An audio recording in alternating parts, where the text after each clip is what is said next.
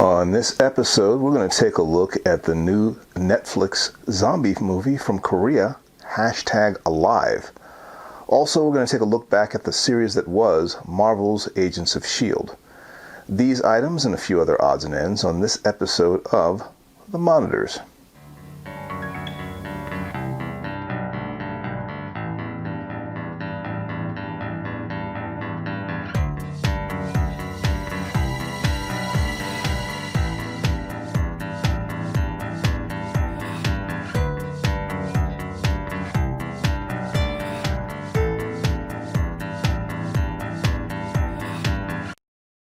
The zombie genre has been explored thoroughly, exhaustively, possibly irrevocably. The undead corpse genre was kind of born with George Romero's classic Night of the Living Dead, which redefined the zombie as the slow-walking, flesh-craving corpse. His film spawned a specific genre that has seen the slow, clumsy zombies that we're used to, then the fast 28 Days Later Dawn of the Dead remake zombies, World War Z sprinting zombies, and the smart intelligence evolving zombies, found footage film zombies, animated zombie films, even stories from the zombies' perspective like Colin and Warm Bodies. Then there are the rather comic and somewhat clever cinematic entries of Shaun of the Dead, the Zombieland films, Warm Bodies, Fido, It Stains the Sands Red, and even Netflix's Santa Clarita Diet series. And then, video games and their adaptations. But the genre seems to have climaxed with the live-action televised adaptation of Robert Kirkman's comic series, The Walking Dead. It to date has seen two long-running series, The Walking Dead and Fear the Walking Dead, along with web series companions, and another TV series on the way. And there doesn't seem to be much left more to explore. However, it seems that Korean cinema has found a way to keep things interesting. The most notable entry, and arguably the most successful zombie film in recent years, is 2016's Train to Busan, directed by Sang Ho-yeon. The latest contribution from Korean cinema is a Netflix presentation, #Alive, directed by Il-cho. The film stars Ah In-yu as Jun-woo.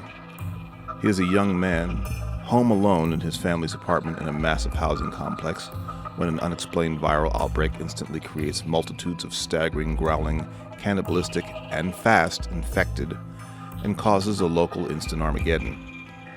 Jun-woo, after listening to a voicemail from his family, decides it is best to sequester himself and barricade himself inside the family apartment and try to stretch his food supply for 60 days. Of course, you can imagine that things don't go exactly as planned, since Jun-woo forgot to go grocery shopping, and then after a few days, his water supply is inexplicably shut off. After a short time, he discovers that he is not the only survivor. His neighbor, Kim Yoo-bin, played by Shin-Hae Park, lives directly across from his unit and has been hunkered down with supplies and zombie countermeasures. Eventually, the two join forces, deciding to do whatever it takes to stay alive. #Alive is faithful to many of the tenets of the genre, using the familiar trapped claustrophobia of being sequestered in one place, like many zombie movies before it. Also, the infected, zombies, aren't really anything new visually. They have pale, veiny skin, blood coming from their eyes, and they're really fast. And they are, needless to say, hungry. Ah In-yu is tasked with carrying the film as Jun-woo. His character is the one that we start and finish the film with. His performance is appropriate for this film. He's funny when he's supposed to be, and he's broken when he needs to be. Despite Yu's competent performance, we don't get a very broad story arc for him. The same is true for Shin-Hae Park as Kim, even more so because she gets even less screen time. It would have been nice to see more character development, but #Alive isn't about that. In fact, the best thing that #Alive does is it gets in and it gets out. With a 98-minute runtime, it doesn't hold us prisoner in the apartment. The characters spend enough time changing locations, and we never get bored. So, #Alive gets an A for pacing. Another plus, or minus depending on your taste, is the film is not overly gory. A typical trait of zombie films is gore, but this film shows blood only when necessary. But the tension, at least early on, is no less intense. Some of the action scenes later in the film, however, feel kind of safe. I won't elaborate on that now, but you'll understand it when you see it. I will say it does sort of undermine the jeopardy in the third act. That said, overall, #Alive is a timely, quarantine thriller, and while in no danger of redefining the genre, it's a well-spent 90 minutes and change.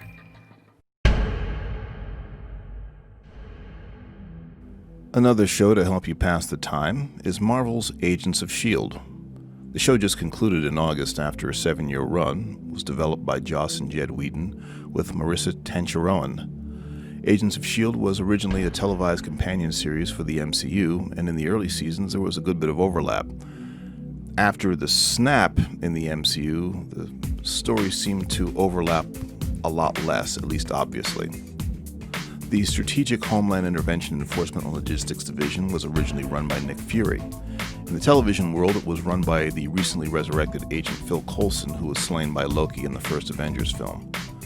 The core cast was led by Clark Gregg, who transitioned nicely from the stoic and efficient Agent Coulson in the Marvel films to the man in charge. The core cast from start to finish would include Ming-Na Wen as the butt-kicking Melinda May, Chloe Bennett as Skye, or Daisy Johnson, or Quake. She was originally a hacker, but then eventually became an Inhuman, with Melinda May-level fighting skills.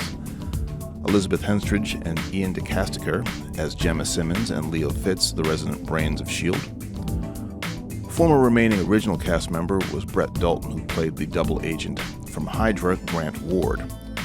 Eventually, Dalton left the show for good, and many came and went until the final cast, which came to include Henry Simmons as Alfonso Mack McKenzie, who would succeed Coulson as the team's leader, Natalia Cordova-Buckley as Elena Rodriguez, or Yo-Yo because of her inhuman skill, and Jeff Ward as Fitz and Simmons' very tech-savvy plagiarizing grandson from the future, Deke Shaw.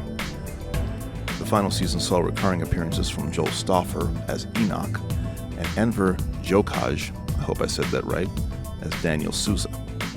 The series saw many notable guest appearances over its run, including the late Powers Booth and the late Bill Paxton. Most notably would be Patton Oswalt, Colby Smulders, and Nick Fury himself, Samuel L. Jackson. Like most TV shows, the overall storyline meanders as writers try to imagine the most engaging storylines from season to season, but for the most part I think they succeeded in providing a television companion to the Marvel Cinematic Universe, so we could get our fixes in between films. Sure, the level of camp and, dare I say, cheese was much more evident in the TV series than the movies. But there was a tendency of the actors to kind of wink at the camera that carried us through. Clark Gregg became a master of this kind of acting. I have to say, in all fairness, that Clark Gregg is largely the reason that Agents of S.H.I.E.L.D. remain watchable. He served to keep the show anchored, and its ensemble cast seemed to all work around his matrix. I admit to not knowing if he kept trying to leave the show and Disney kept throwing more money at him, but it is evident why they kept him around, even after continually killing off his character. The final resolution, Coulson the LMD, seemed like the writers making the most of a bad situation. I can't imagine deliberately putting your protagonist in the body of an android if you have other options. Well, I don't know if Agents of S.H.I.E.L.D. is the kind of show that you would normally binge, but I would. It's entertaining when you watch it. It boasted some pretty fantastic visual effects for TV, although not surprising for the Mouse House. And while it's fair to say that it jumped the shark at every chance, like every time it brought Coulson back from the dead or destroyed the Earth, it never stopped being watchable. I'll miss it.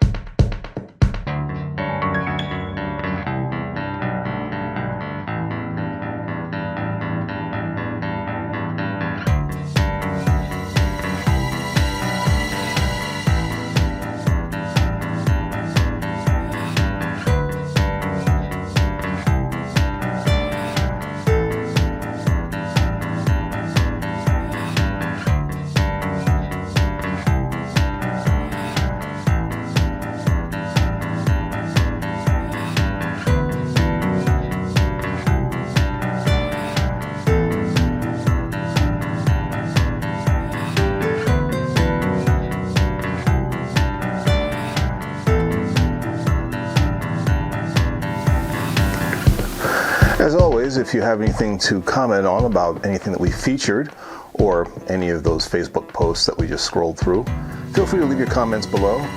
please give us a like if you like what you saw here today. And please click that subscribe button. Come back here and see us as I endeavor to bring you new content from week to week. And that's going to be it for this episode of The Monitors. Guys, be good to yourselves, be good to each other, and we're out. Peace.